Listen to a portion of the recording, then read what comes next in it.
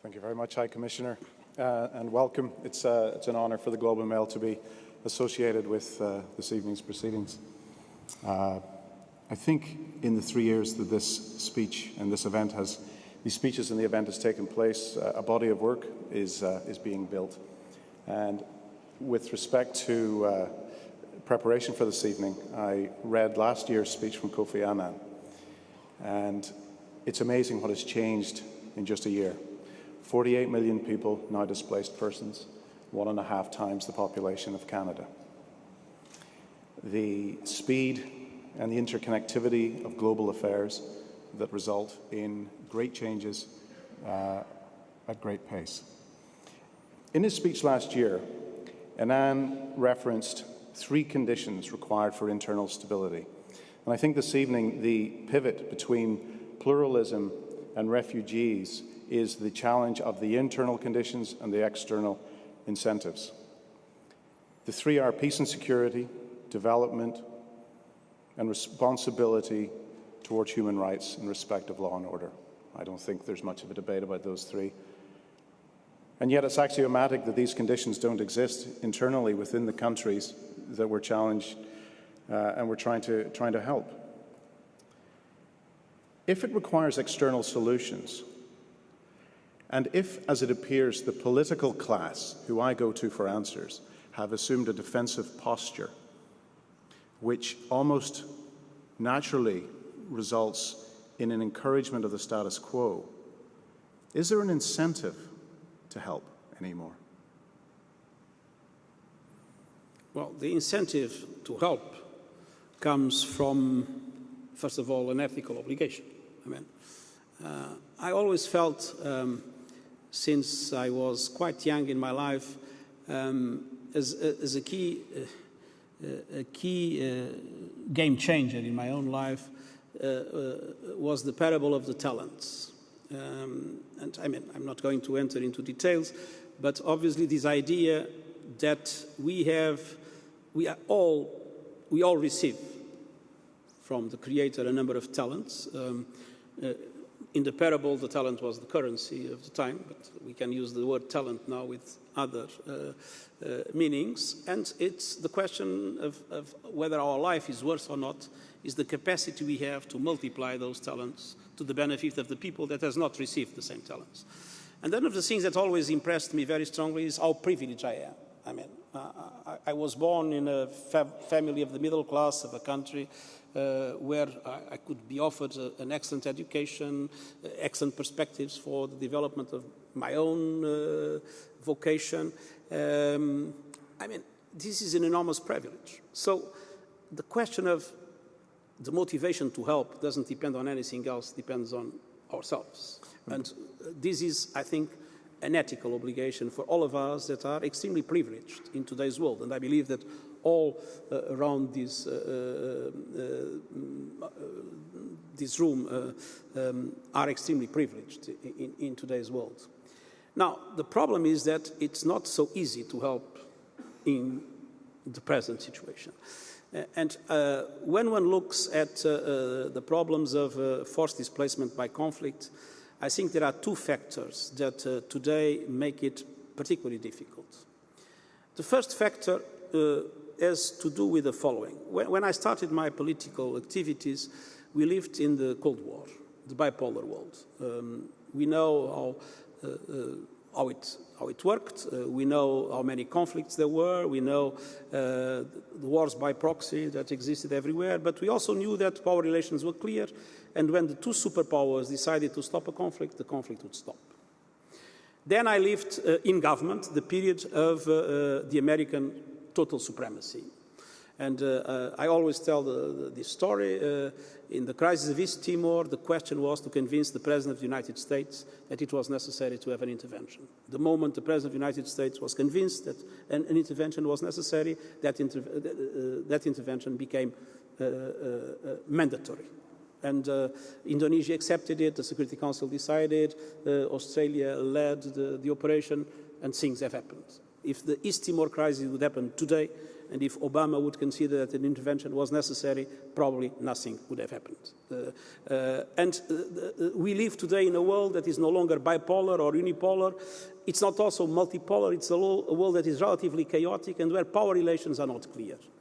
In the Cold War, in the American hegemonic period, power relations were clear. Today, power relations are not clear, and people feel that there is a certain impunity, and things happen. Crises emerge. And what is difficult is to predict where the next crisis will be.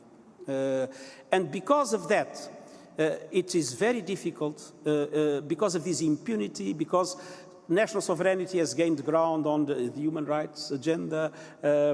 Humanitarian actors are having more and more difficulties to have access to populations in it, because governments do not allow it, or because parties to the conflict do not allow it. At the same time, the multiplication of new crises and the difficulty in solving some of the old ones make it extremely challenging for all of us. And then I think there is a second factor that is internal. We are seeing a multiplication of situations where problems of governance, of corruption are developing, and they are, in my opinion, one of the key root causes, together with poverty, exclusion, unfair relations, one of the root causes of conflicts that are multiplying in the world. And in these situations also, it's very difficult sometimes for humanitarian actors to be able to deliver, because obviously they go against the interests of those that have the power, both in government and non-state actors, and that run conflicts in a way that it's totally detrimental to the human rights of people. So accepting that there are moments of moral imperative or national altruism, and a good example is the experience of Canada in '72, Uganda, that has been referenced this evening. You used the Globe and Mail's page today in the comment to say that the federal government of Canada should accept more Syrians. Why so few and why so slow? Well, I think we need to understand that the conflict in Syria is now, after the Geneva II conference, change its nature. Resettlement is usually not a tool that should be used massively in the beginning of a conflict, even because it can become a pull factor in relation to displacement of people to neighboring countries. Simply, the situation today until now, we have asked countries to have the possibility to resettle Syrian refugees, but essentially as a protection tool for very vulnerable people. And Canada has responded positively with a quote of 1,300 refugees to be resettled in Canada.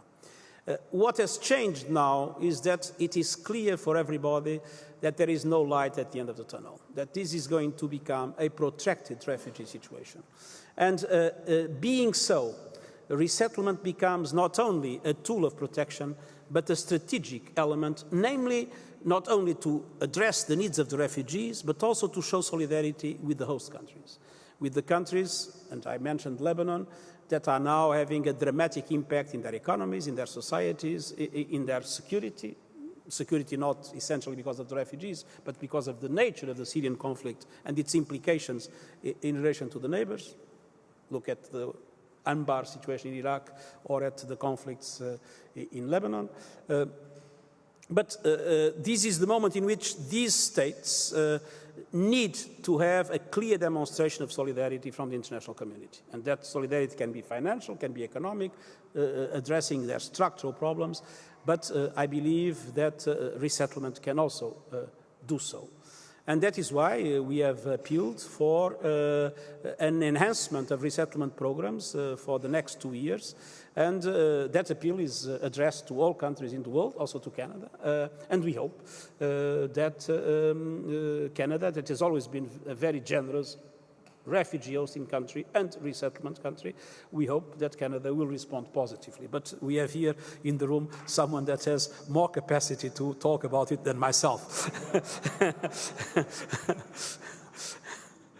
1,300 doesn't seem like a particularly large number when one looks... In relation to our initial program, as I said, was a tool for protection and was a limited tool for protection, I think it was a relevant contribution. In relation to what is this new phase in which we are asking for a strategic instrument to help us cope with this challenge, I hope that there will be a more generous offer in the future.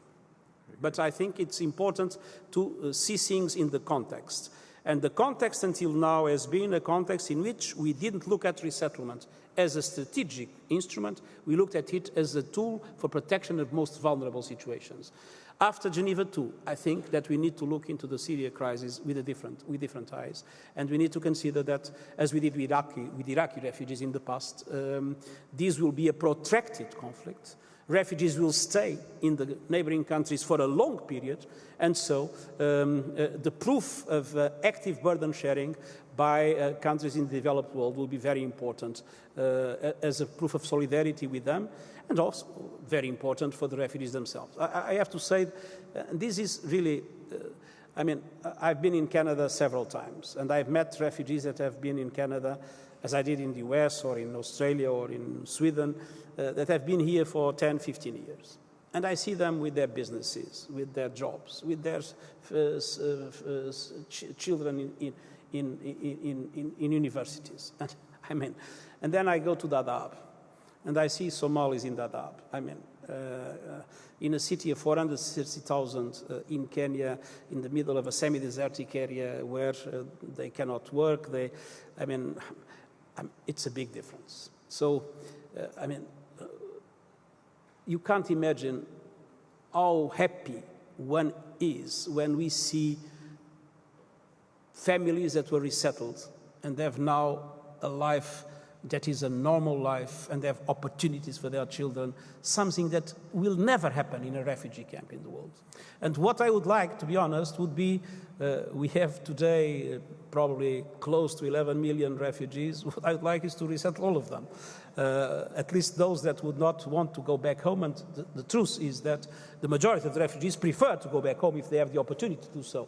But at least those that would not be able to go back home, I would like to resettle all of them. But I know that this is an impossible dream.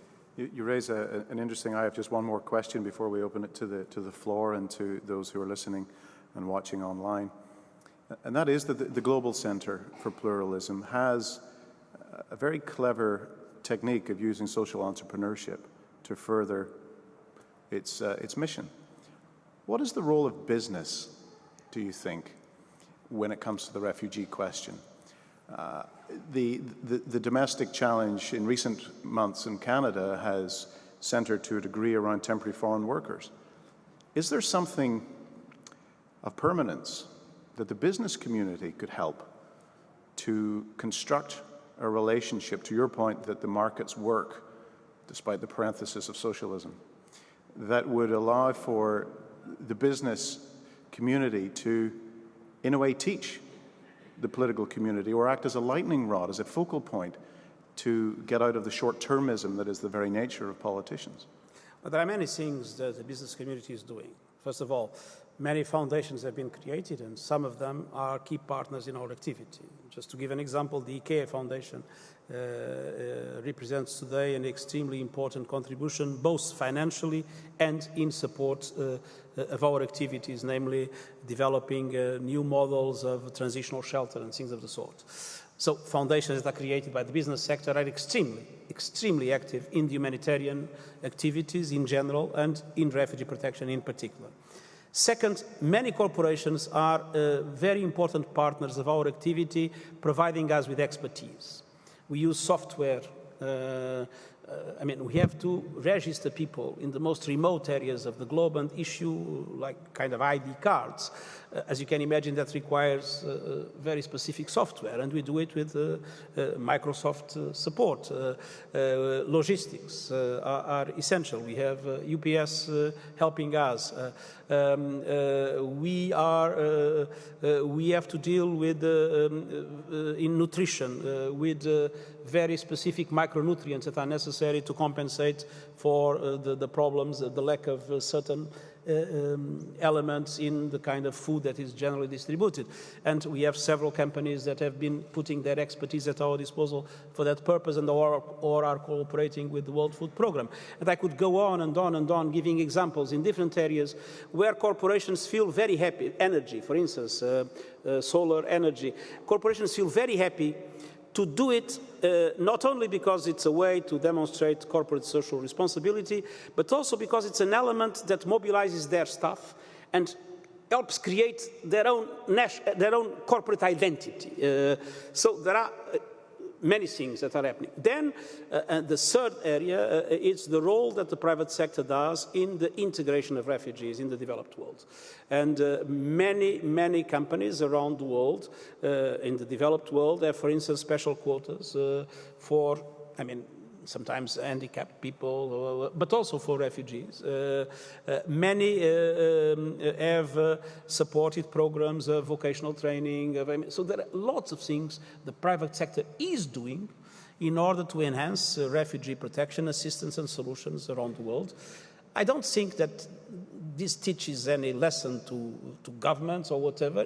I think it's another element that, together with the exercise of government responsibilities and international organizations and the civil society, the NGOs that are extremely active in refugee protection, I think it demonstrates that we all can help and we all can join our efforts to address one of the most challenging questions of our time.